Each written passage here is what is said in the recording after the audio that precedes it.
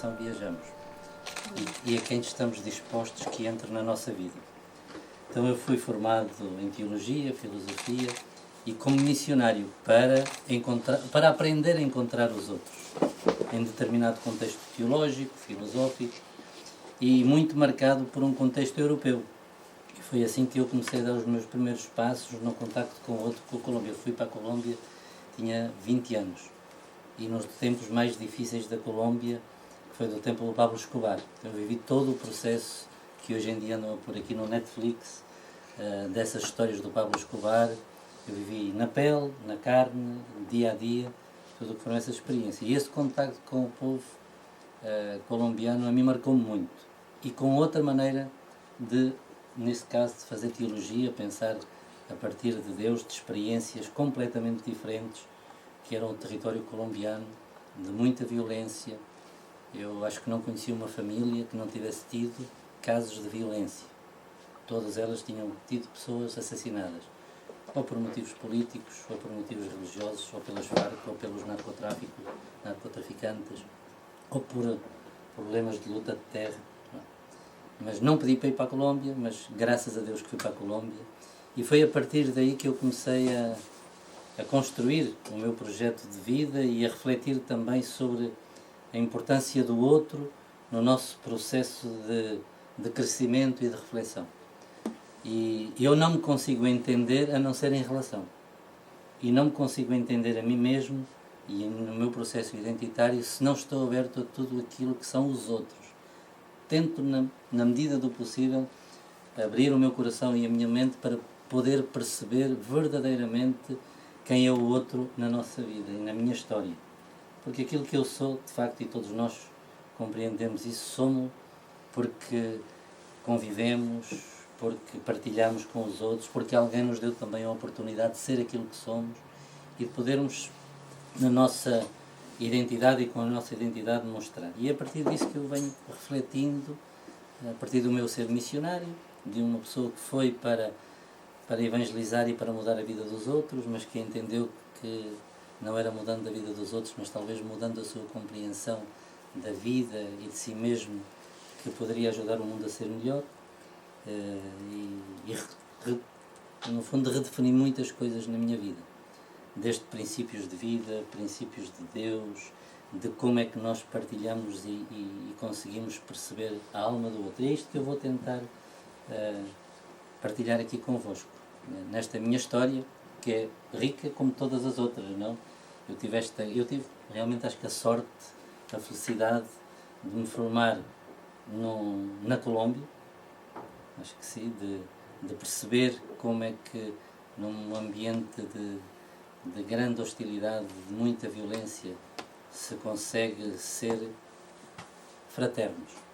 Isto parece até uma posição enorme e uma contradição grande, mas não, é verdade. Eu aprendi, acho eu, o valor da hospitalidade no meio da violência e no meio de famílias destruídas, mas de pessoas que têm sempre a porta aberta para poder abrir a sua casa, a sua vida e com elas partilhar. Pronto, é só assim e depois fui aprendendo muito na vida. E o primeiro princípio é este. Eu acho que o nosso processo de identidade só pode ser verdadeiramente construído, recriado continuamente no nosso processo histórico, se estamos abertos aos outros. Não há processo de identidade pessoal, cultural, teológico, filosófico, se não existe este espírito de abertura para aquilo que é a história e a experiência de cada um. Que não são as minhas, não podem ser nunca as minhas, os mesmos paradigmas, os mesmos contextos, e como os contextos e as histórias não são diferentes, há precisamente uma pluralidade de olhar para a vida, de contextualizá-la e, no fundo, de construir o futuro, mas a partir desta história. E eu acho que isso é essencial. E acho que nós estamos muito pouco habituados na nossa vida a reconstruir-nos, a recriar-nos a partir do outro. Porque muitas vezes os nossos paradigmas, aquilo que nós pensamos, aquilo que nós estudamos, aquilo que nós acreditamos, é o único paradigma. Ou se não é, pelo menos tentamos que seja depois em tudo aquilo que fazemos. E por isso é que eu chamo muito este processo de descolonização da mente e do coração. A identidade própria passa por um processo que os índios me ajudaram a mim a fazer e que me provocaram. Precisamente eu contei isso no Padre Manuel Antunes, quando fui provocado e quando comecei a pisar terras dos índios, eles disseram: António, se vais para aqui como europeu, é melhor ir-te embora porque o teu tempo está perdido. Nunca nos irás compreender e nós nunca nos vamos abrir a ti, por mais que queiras. E este convite do índio a dizer descoloniza a tua mente, era um convite a que eu, no fundo, pudesse começar a pisar terras sagradas e outra terra completamente diferente à minha. E todos nós sabemos que carregamos toda uma história enorme, rica, nossa, mas que é nossa. E que muitos outros não compreendem e nunca poderão compreender.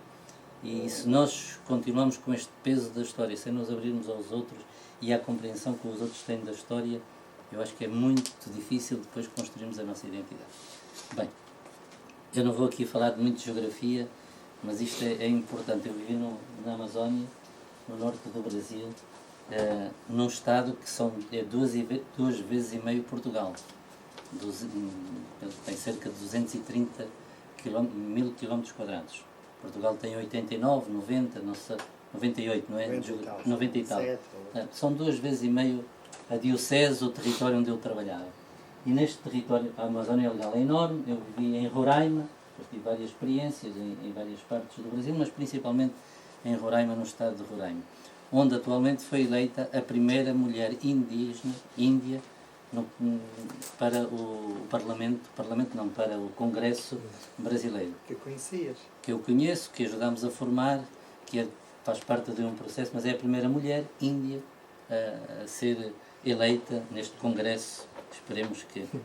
Bem, neste território, e isto eu acho que às vezes, acho que os próprios brasileiros não têm noção da riqueza que têm, e nós quando olhamos para o Brasil conhecemos futebol, samba e pouco mais.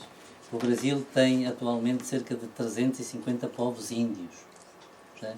Coisa que para nós muitas vezes nós estamos habituados a escutar o português e não se fala só português no Brasil, falam-se 250 aproximadamente línguas indígenas, de diferentes povos, que são 300, muitas delas foram perdidas. Isto é uma riqueza cultural enorme e que muitas vezes nós desconhecemos. O território onde eu vivia tinha 9 povos índios. 9 povos índios. Com pouco contacto entre eles, porque o território era enorme, com diferentes histórias, povos com contacto com 250, 300 anos e outros com os quais fomos nós que fizemos o primeiro contacto com esses povos, os missionários, a FUNAI, os órgãos do governo, a ocupação da Amazónia e tudo aquilo. Então, eu trabalhei com os povos Macuxi, no norte, na luta pela terra, na reconstrução de tudo aquilo que era a identidade a partir de 200 anos, escolas que pudessem verdadeiramente estar atentas à cultura, à identidade dos povos índios, neste caso Macuxi, tentar construir curriculares que não fossem europeus, em que tivessem a neve e que as casas eram as de Lisboa, ou do Porto, ou de São Paulo, e começar a construir toda uma pedagogia a partir daquilo que era a realidade dos povos índios. E depois com o povo Yanomami, com poucos anos de contacto, com 60 anos, em que nós, do ponto de vista também religioso, nunca batizamos. Isto é outro conceito, às vezes nós pensamos que sempre os sacerdotes vão. Nós aqui fazemos um processo completamente diferente do que é a evangelização, que não passa por fazê-los cristãos, por fazê-los católicos, mas passa por estar e viver com eles em todo o processo. Eu aqui poderia depois tratar-vos e todo um processo de reflexão a partir de casos muito concretos, mas, por exemplo, sobre o que é, quando é que começa a vida, e para mim, e para nós, e todas estas discussões, e para um índio, para este caso, neste povo Yanomami, quando é que começa a vida, e o que é que isso significa. Não existe vida se a mãe não recebe a criança nos braços, e só aí é que existe vida. Então, se a mãe não receber a criança nos braços, não há morte. Para mim há, ou para nós há, depende de muitas concepções, mas para os índios, neste caso os Yanomami, só há vida quando a comunidade, neste caso em nome da mãe, ou a mãe em nome da comunidade, recebe esta criança, a aceita na vida, a aceita na comunidade e com ela depois faz todo o processo. Isto traz uma série de questões enormes, enormes. Depois todo o ritual da morte, de como é que se festeja a morte, de como é que se vive esse princípio, a memória destes povos, e pronto, questões que depois poderemos até conversar. E este era realmente, eu acho que é importante na nossa vida, como investigadores, como pessoas, há determinados paradigmas que nós nunca podemos esquecer. E eu acho que um deles é que nós estamos sempre com muitas incertezas. Acho que o espírito da investigação é este. As incertezas desconhecidas e a busca perene por encontrar, e sabendo que só a podemos encontrar ouvindo os outros. Ouvindo o outro e colocando-nos aquilo que se chamava o Padre Manuel Antunes, um diálogo existencial. E um diálogo existencial que para muitas vezes é difícil quando nos colocamos com o outro totalmente diferente de nós. Mas radicalmente diferente. E saber nos colocar num patamar de diálogo para que, eu acho que não existe diálogo se não saímos os dois transformados. Se não é um monólogo. O diálogo existe quando temos a capacidade de nos colocar todos na dimensão de nos mudarmos mutuamente ou nos deixarmos recriar mutuamente por essa relação. Senão não há diálogo. Nós muitas vezes acreditamos que estamos a fazer diálogos, mas é puros monólogos. Porque o que queremos no fundo é que o outro mude e não que eu mude.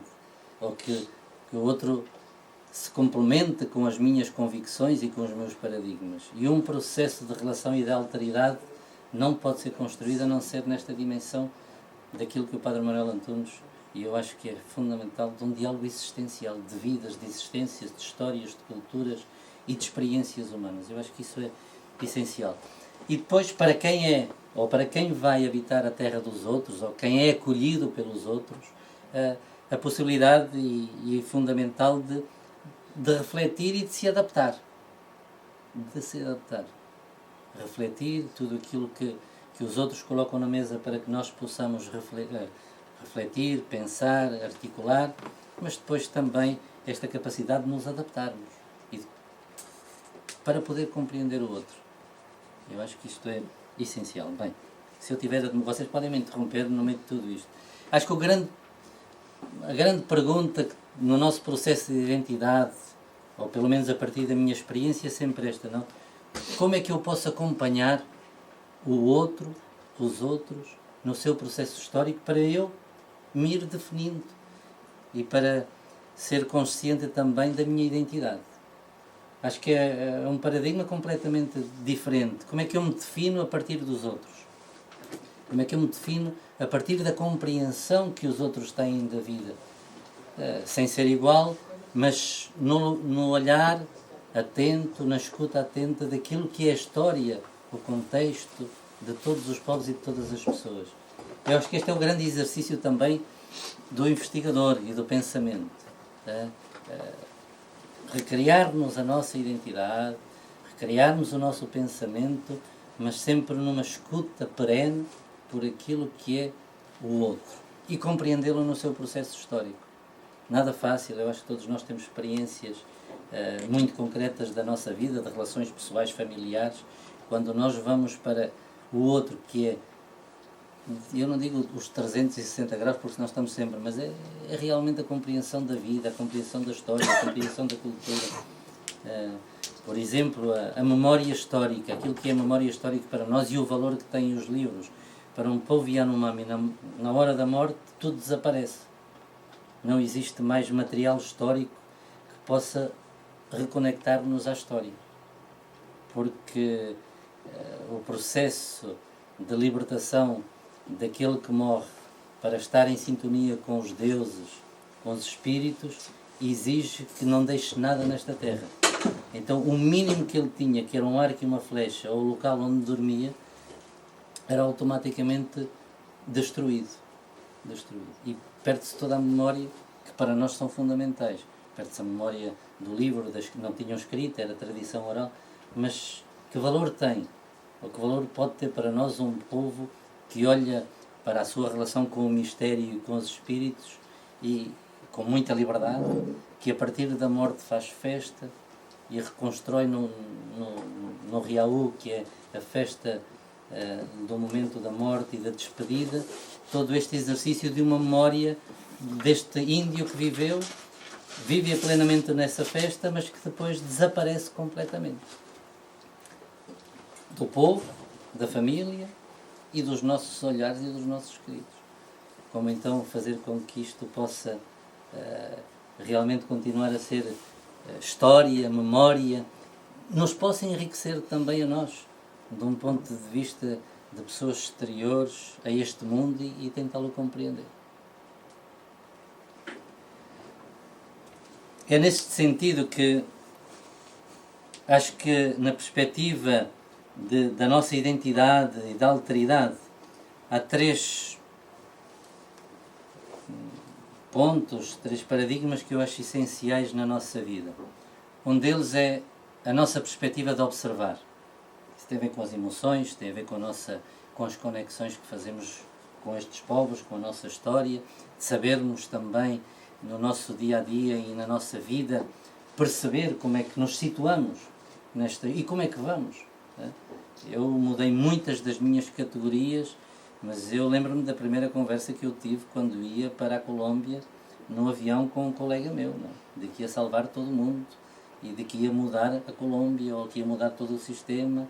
Ia num avião completamente convencido de que ia para a Colômbia como, não quero utilizar essa palavra, mas um conquistador, um salvador do mundo, plenamente convencido disso. Lembro-me perfeitamente dessa primeira conversa que tive na primeira vez que entrei no avião para fazer 12 horas de avião e com os desejos que ia, de mudar todos, talvez a minha imagem e semelhança de como era rezar, de como era Deus, e depois do processo parece que se virou o feiticeiro contra o feitiço contra o feiticeiro. Eu reconstruí-me completamente, mas acho que precisamente pela capacidade, acho eu, que tive de ver as minhas emoções, de colocar em xeque muitas vezes aquilo que são as minhas convicções, porque encontrei um outro que era completamente diferente, tinha uma perspectiva de vida muito diferente. Então depois a consciência da perspectiva, do saber estar situado. Não é a mesma coisa estar em Portugal do que estar na Amazónia brasileira. Relativizam-se tantas coisas. E o facto de nós sabermos estar, acho que muitas vezes nós não temos consciência disto. É preciso saber estar em todos os lados de maneira diferente. E não com toda a bagagem que nós levamos sempre connosco. Porque estar na Amazónia não é a mesma coisa que estar na universidade, ou não é a mesma coisa que estar em Bogotá, ou não é a mesma coisa que estar em São Paulo. A perspectiva é completamente diferente e nós temos que reaprender todos os dias, eu digo a todos os momentos, a estar.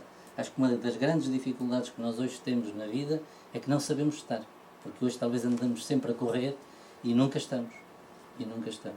E esta situação, esta perspectiva de saber estar, é de estar com o outro, de saber ser, para poder ser eu mesmo e não estar aqui e estar já a pensar em 1000 coisas.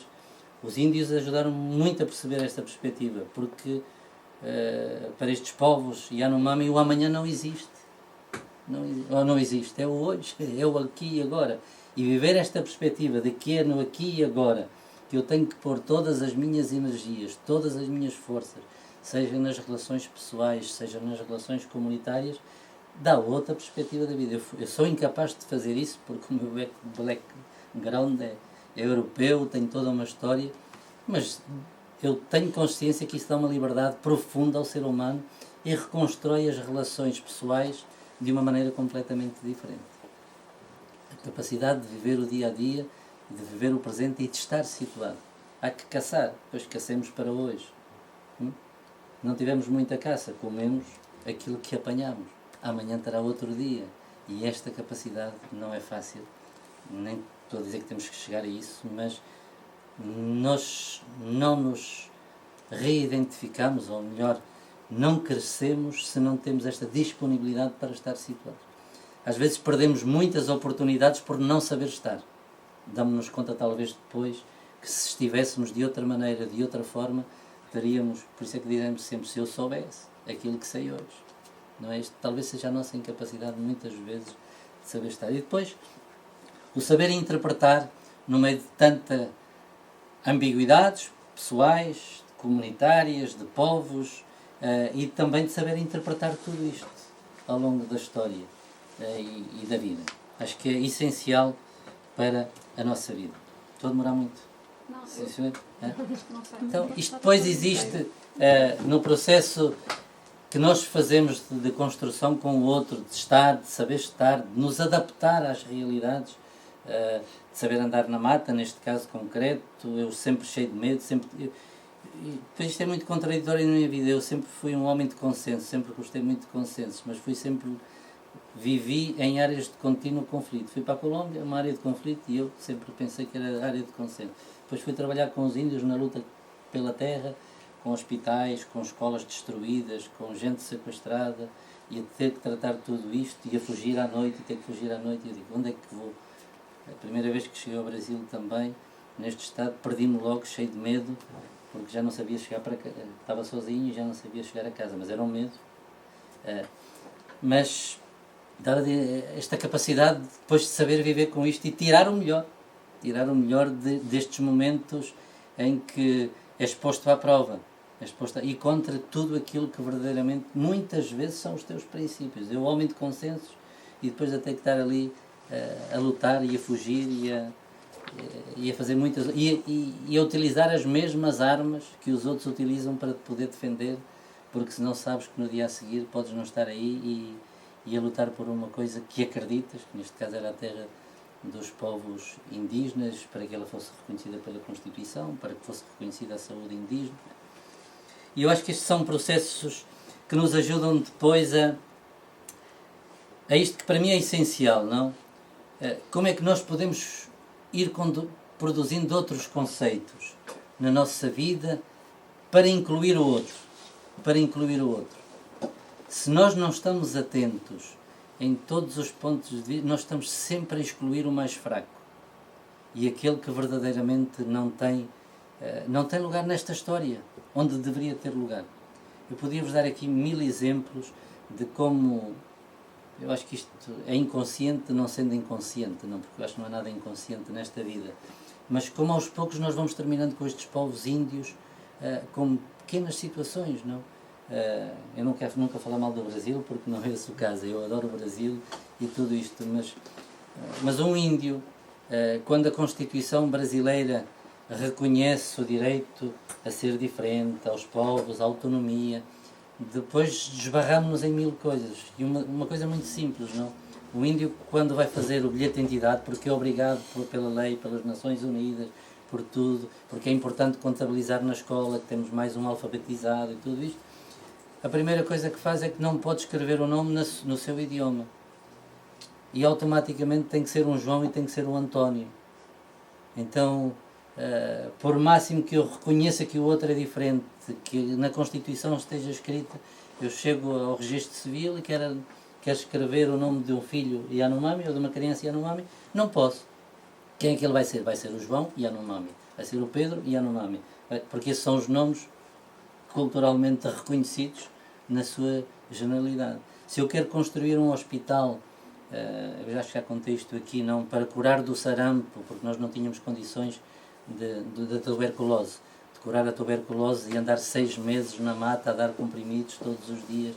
Então tivemos que fazer um hospital na cidade, mas tentamos fazer um hospital reconstruindo a vida da Maloca o máximo que podíamos, com rios, com igarapé, em que viesse a família, em que este hospital tivesse um local para fazer fogueira, o lume, para que eles à noite pudessem, à volta do lume, contar as suas histórias, que pudessem ir pescar, que não tivesse camas, porque eles nunca dormiram em camas nem colchões, mas em rede, mas quando depois vem a fiscalização, diz isto não é um hospital porque não tem camas.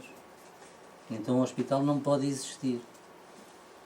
Não pode existir. Como é que eu vou, em Brasília, pedir 10 euros não, 20 reais, 30 reais por cama, por paciente, quando neste hospital não tem camas? E o hospital tem que deixar de existir, porque não tem verbas para poder atender, não? Isto são factos, mas isto é em toda a nossa vida. Depois o contacto com a morte, a mesma coisa, e todos os outros, querendo ou não querendo, ou nós, na relação que temos com o outro, somos capazes de produzir e operacionalizar novos conceitos, ou então estamos sempre excluindo. excluindo. Isto desde as pequenas coisas, nas nossas relações cotidianas é a mesma coisa. Quando nós levamos isto para um povo, vê-se muito mais claro, mas é importante este operacionalizar o novo que nós nunca sabemos qual é, a partir deste encontro que fazemos cotidianamente. Então, acho que isto foi todo o processo que fizemos com eles, porque historicamente eu acho que o processo de caminhar com estes povos, eu sinto-me muito orgulhoso daquilo que ele produziu, seja de autonomia, de identidade, de voltar a acreditar que é importante ser índio, de que o índio tem lugar nesta história e que é importante reconhecê-lo a partir. Primeiro eles, não reconhecer porque a sua própria identidade, o seu próprio valor, que estava totalmente em baixo, porque seja a escola, seja a saúde, seja a própria Constituição, a luta pela terra, estes povos hoje têm grandes extensões de terra, grandes extensões, depois o pessoal no Brasil até diz, isto é muita terra para pouco índio, não é? E é verdade, mas é compreender outra relação com a natureza, é compreender outra relação entre povos e pessoas e diferente. Então, preciso saber olhar para... Eu acho que o mundo hoje ganharia muito se nós pudéssemos conhecer, viver e apreciar tudo aquilo que são estes valores culturais de povos índios na sua relação, digamos, comunitária e com o cosmos, hoje com a casa comum. Não tenho dúvida nenhuma que compreenderíamos e recriaríamos outras maneiras de estar e de viver para a nossa sociedade. Sem voltar atrás, mas pelo menos colocar-nos estes problemas para depois encontrar novas soluções. Se não estivermos atentos, agora já sei que estamos a terminar e não vou falar muito mais. E é neste aspecto que eu acho que seja a universidade, seja o pensamento, seja a política, dizer, a reconstrução do outro, a alteridade, não se faz-se principalmente através da interdisciplinaridade e desta possibilidade de sabermos, eu digo sempre como as abelhas, não? De irmos polinizando e buscando o pólen de todos. A abelha é um animal extraordinário, não? A única coisa que faz é recolher o pólen, depois vai polinizando através dele e vai criando aquilo que depois nós temos. Espero que todos gostem de mel, não é? Mas este grande produto que é precisamente isto, a beleza dos pequenos detalhes de cada planta, e que depois de uma leva para a outra, da outra traz para... E nós na vida não somos outra coisa, acho eu. O nosso projeto histórico, o nosso coração, o nosso pensamento deveria ser isto. Esta possibilidade sempre de criar redes, de criar relações, porque o outro existe, porque eu com o outro me defino e porque só existindo, ou só existindo todos nós, podemos verdadeiramente fazer este mundo belo, que eu acredito que é belo, mas ainda muito mais. Pronto, acho que é importante o coração, a mente, estarmos conscientes e muito atentos, desde que nos levantamos nas nossas relações cotidianas e principalmente quando encontramos o outro que verdadeiramente é diferente. E hoje a Europa, acho que estamos também a precisar esta onda de imigrantes que chegam, os africanos, que não é só o africano, os africanos, as diferentes culturas africanas que existem nesta Lisboa, em todos nós, como poder incluir o outro. Porque a casa é isto, eu fui missionário porque os índios me aceitaram e eu tive esta graça de poder viver durante 12 anos no meio deles e foi porque eles me aceitaram. Eu acho que eles ficaram enriquecidos, eu fiquei enriquecido. E se nós construirmos esta dinâmica interna, comunitária, de poder nos sentar com os outros e de poder abrir a nossa vida aos outros, eu acho que isto, tenho a certeza absoluta que funciona, não é? O Padre Manuel Antunes ajudou-me muito a pensar na pedagogia da mediação. Eu acho que nós estamos muito cheios de fascismos, de comunismos, de capitalismo, muitos ismos. E acho que hoje em dia, pegando no Padre Manuel Antunes, nós estamos a precisar de homens e mulheres que sejam capazes de mediar, de estabelecer pontos, diálogos fundamentais para a minha identidade e para a alteridade do outro. Pronto, isto é só uma maloca. Não está aqui a próxima. Pronto, estás a ver, já estou a ver adiantado. Ó. Isto é só para ver, isto é uma maloca de um povo índio, onde viviam 60 famílias, 70 famílias. É aqui que se constrói tudo, nesta maloca, onde as famílias vivem todas ali. A única coisa que tem é a rede para dormir, a fogueira e nada mais. E ali se come, ali se festeja, ali se faz memória da vida, de tudo aquilo e pronto. Depois é a caça e a pesca, porque antigamente eram nómadas, depois foram se sedentarizando, mas este é o processo. E foi ali que eu, pronto, vivi durante estes 12 anos. Este é o primeiro contacto, isto é uma escola que nós tentávamos reproduzir ao máximo dentro da maloca. Era na casa que se fazia tudo, não? Depois isto era um problema também para o Ministério da Educação. Como é que aqui há escola se não há escola? Não vemos escola. Porque não tem uma casa feita de escola. E depois não tem cadeiras, não tem bancos. Então lá vais uns bancos aí. Mas este é o conceito. E o professor, quem é o professor, quem não é o professor, pronto. E pronto, isto é só. Termino porque senão vocês cansam-se. Eu também estou por aí. Mas acho que é importante, eu gosto muito destes diamantes, hoje é importante para que todos tenhamos poder, para que todos tenhamos identidade, a memória, o diálogo, uma perspectiva de futuro e a nossa identidade. Numa reflexão que acho que todos nós temos que fazer. Pronto, já terminei.